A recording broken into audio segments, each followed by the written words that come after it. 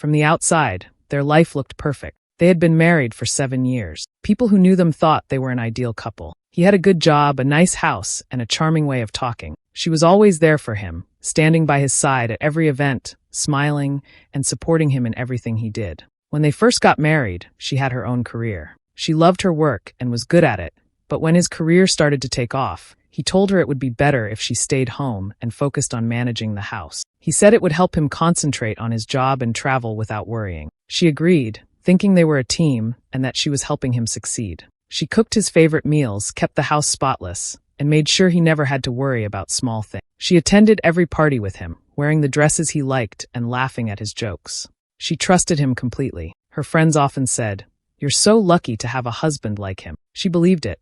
In her heart, she thought they were building a life together. Every choice she made was for the two of them. She imagined that one day, when his career was steady and the pressure was less, they would travel, open a small cafe, or maybe even work together again. She believed he appreciated her sacrifices, that he knew how much she had given up for it. He never said thank you, but she told herself that actions mattered more than words. When he brought her flowers or took her out to dinner, she saw it as proof that he cared. She ignored the small signs that maybe he was changing, the way he sometimes looked at his phone and smiled, or how he started spending more nights away for business. She didn't want to think badly of him. She thought love was about trust, and she trusted him without question. Every time he came home late, she would greet him warmly and ask if he wanted to eat. Every time he seemed stressed, she would listen quietly and let him talk about work. Her friends sometimes teased her, saying she spoiled him too much.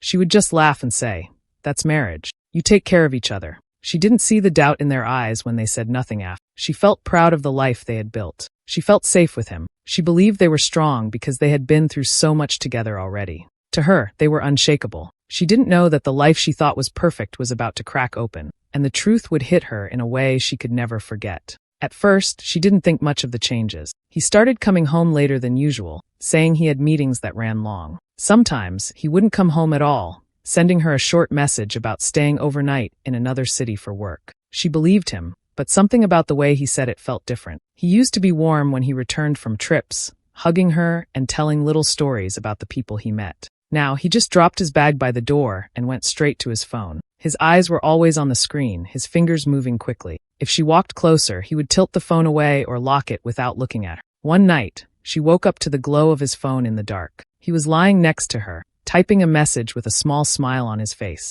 When she shifted in bed, he quickly turned off the screen and pretended to be asleep. She lay there, staring at the ceiling, her heart heavy. He started wearing new clothes she had never seen before, shirts that looked more expensive, shoes that didn't seem like his usual style. A faint scent of new cologne followed him when he came home. It wasn't the one she had bought for him last year. She remembered noticing it the first time. Strong, sharp, and not something she would have picked. There were also small things that didn't add up. She found a receipt in his jacket pocket for a piece of jewelry. It was expensive and beautiful, but she had never received it. When she asked casually if he had bought something for a client, he just shrugged and changed the subject. His mood around her changed too. He was sharper, impatient over small things. If she asked about his day, he would answer with 1 or 2 words, then turn back to his phone. If she reminded him about plans they had made, he would roll his eyes and say he was too busy. The man who once used to thank her for every little effort now acted as if her presence was something he could take or leave. Even the way he looked at her was different. There was a distance in his eyes, like he was thinking about something or someone else. She caught him smiling to himself a few times when reading messages, but when she asked what was funny, he would say, "Nothing, just work." She noticed he was suddenly more careful about his appearance before leaving the house. He would stand in front of the mirror longer, fixing his hair, adjusting his tie, checking his shirt from different angles. He started using a new aftershave and even got a different watch. He began taking more business trips, sometimes with only a day's notice. He would pack quickly, kiss her on the cheek, and leave before she could ask many questions. When he returned, he would be tired, but not in the way she remembered from real work trips. This tiredness looked more like someone trying to hide something. Her instincts whispered that something was wrong, but she pushed the thought away. She told herself she was just overthinking. She wanted to believe he was still the same man she had married, the man who had promised her a life built together. But the signs were too many to ignore. The late-night texts, the expensive gifts she never saw, the new cologne, the sudden changes in how he treated her. It was all there, quiet but heavy. It sat between them at the dinner table, followed them into their bedroom, and lingered in the air when they spoke. She didn't confront him. Not yet. Instead, she watched and listened, storing every detail in her mind. Something was coming, she could feel it, and when it arrived, she knew it would change everything. One evening, he came home earlier than usual. She was in the kitchen, finishing up dinner, when he leaned against the doorway and said he wanted her to come with him to a dinner on Saturday night. His voice was light, almost casual. He said it would just be a small get-together with some friends, nothing formal. She was surprised. It had been a long time since he had invited her anywhere that wasn't related to his work. She felt a quiet spark of happiness and asked who would be there. He gave a vague answer, listing a couple of names she recognized and adding that there might be a few new people too.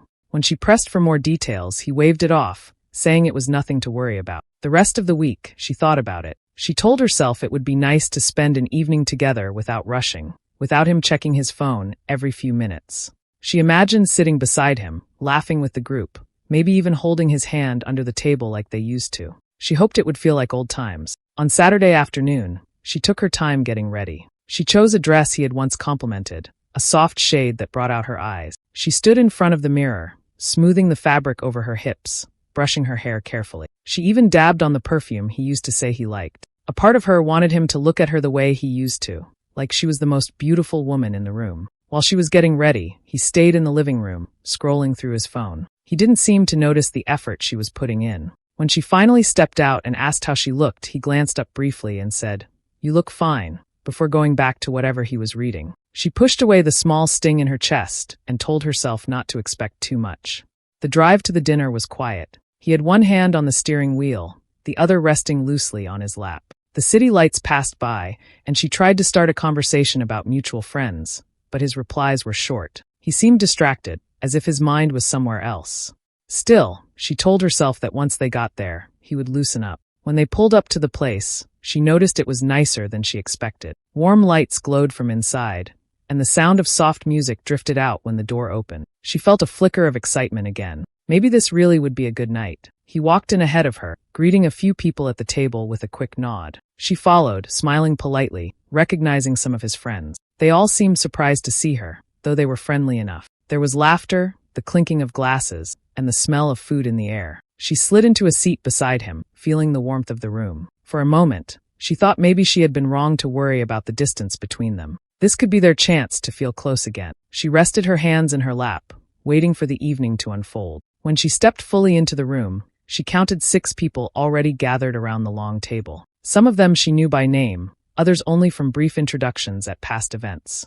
But her attention was quickly drawn to a woman she had never seen before, sitting close to her husband's chair. The woman had glossy hair, a fitted dress, and the kind of confidence that filled the space around her. She was laughing at something one of the men had just said, her hand resting lightly on the stem of her wine glass. Her husband's face lit up in a way she hadn't seen in months as he walked over to the woman. He placed a hand on her lower back, leaning in slightly as if to share a private moment before turning to make the introduction. "This is a close friend from work," he said, his voice warm. His hand stayed there a beat too long before finally letting go. The woman gave her a quick smile, more polite than friendly, and then turned her attention back to him, as if the wife were an afterthought. She felt a flicker of unease, but forced a small smile in return and took her seat. At first, the dinner was filled with casual chatter, stories about work, and updates on mutual acquaintances. But slowly the tone shifted. Her husband started telling a story about a time she had tried a new recipe and nearly burned the house down. A few people laughed, though their eyes darted toward her in quick glances. She laughed lightly too, trying not to seem upset,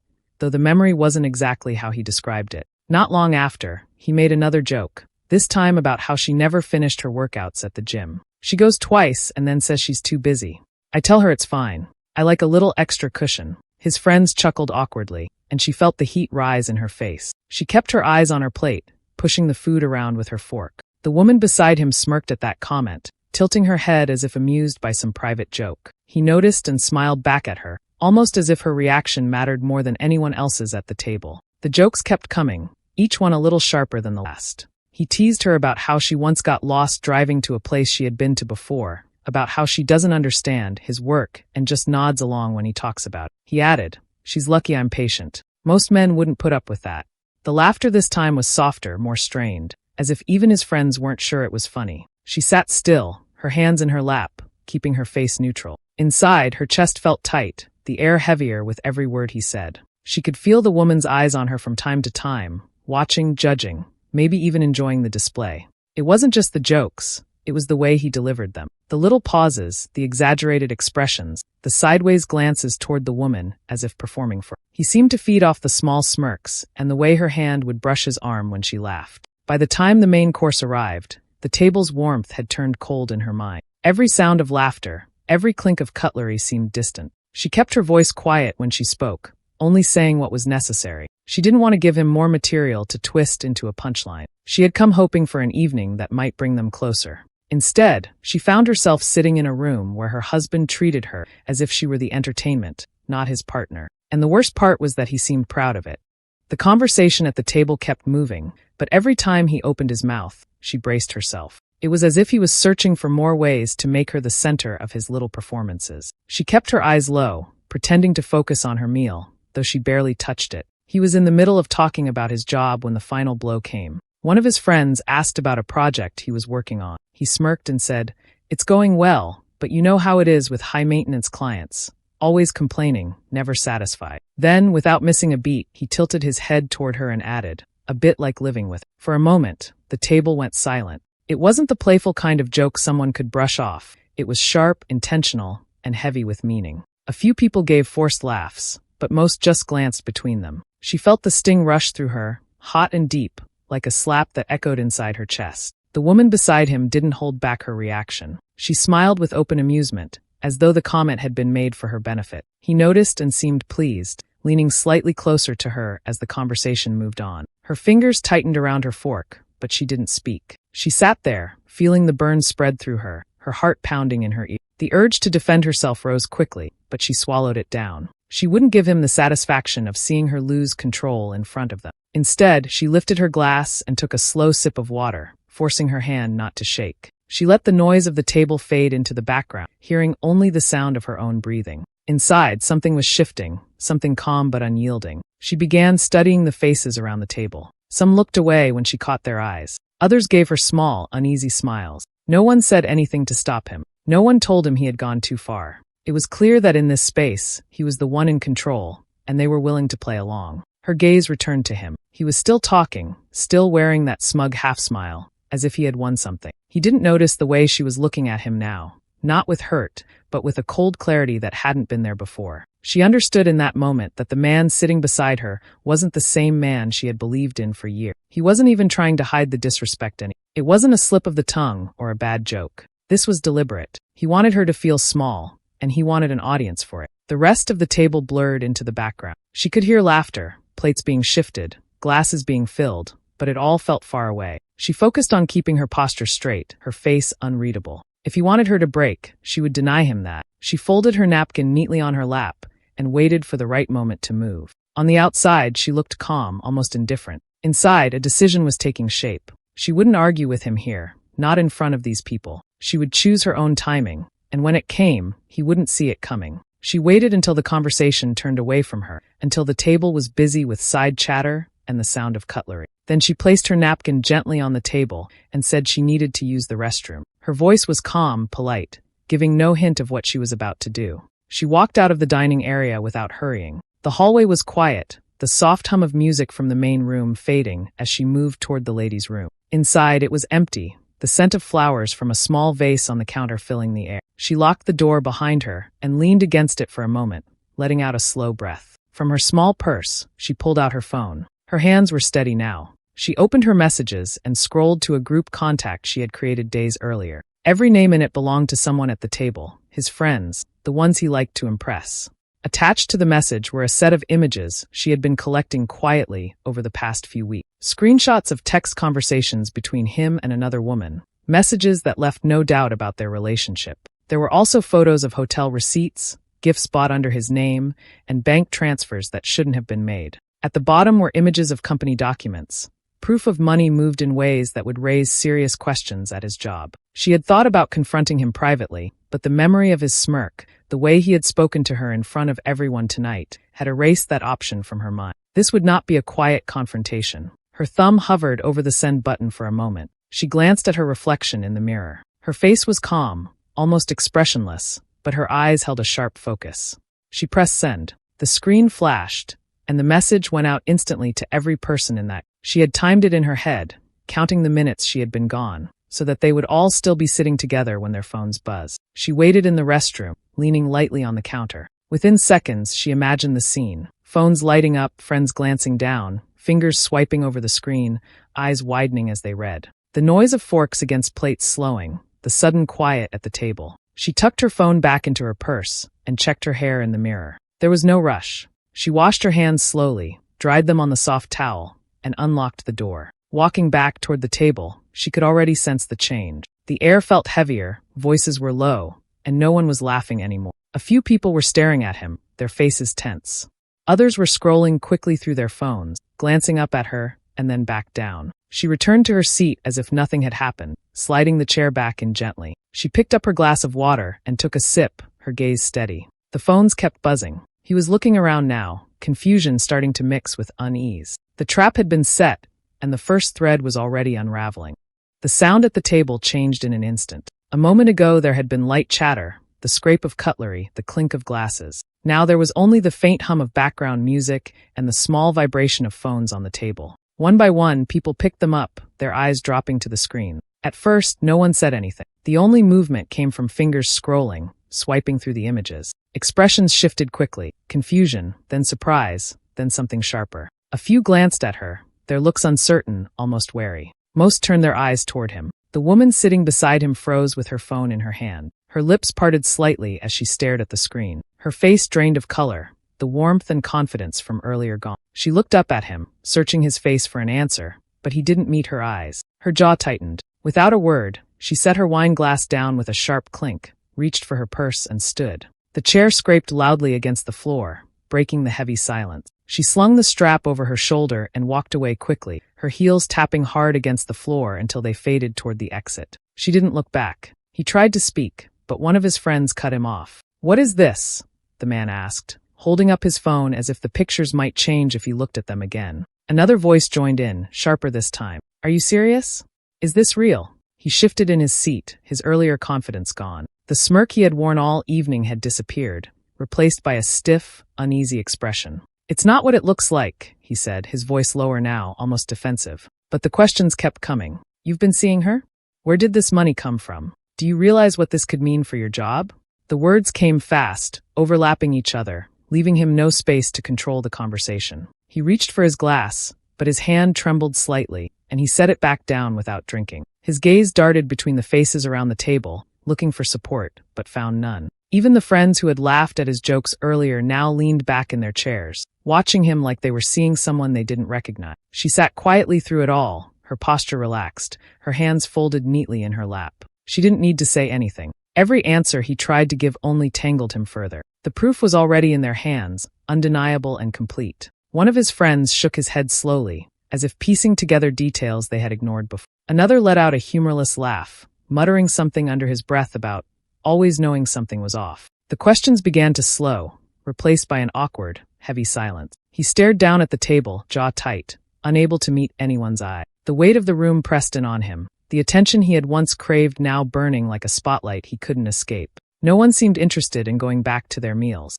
The plate sat untouched, the wine left half-filled. Whatever appetite had been there before was gone. The night had turned, and there was no going back. She placed her napkin neatly beside her plate and rose from her seat. Her movements were calm, almost graceful, as if the chaos around her had nothing to do with her. She glanced around the table, her eyes meeting each face in turn. Some shifted uncomfortably under her gaze, while others simply stared, unsure of what to say. She didn't rush. She let the quiet linger for a moment before speaking. "Thank you all for dinner," she said in a steady, clear voice. The words seemed to echo in the tense air. Then she turned to him. He was sitting stiffly, his shoulders drawn up, eyes darting between her and the people around the table. She looked straight at him, her expression unreadable. "You wanted an audience," she said slowly. "Now you've got one." No one dared to interrupt. The sentence cut through the room, leaving nothing else to be said. She reached for her purse, sliding the strap over her shoulder. Her steps were measured as she walked away from the table. She didn't glance at him, didn't acknowledge the shifting and murmuring behind her. The clink of cutlery and the rustle of fabric felt far away now. The warm glow of the restaurant lights followed her to the door, but she kept her eyes ahead. She pushed it open, stepping into the cooler air outside. The sound of the city, distant traffic, muffled voices, wrapped around her as she moved forward. The door closed behind her, muting the world she had left inside. She didn't slow down, not once. Her figure blended into the street, each step taking her farther from the table, from him, and from everything that had just happened. The fallout began quickly. By the next morning, a few of his closest friends had stopped answering his calls. Some replied to his messages only to tell him they wanted nothing more to do with him. The tone was cold, short, and final. He tried to explain, to twist the story in his favor, but they had already seen too much.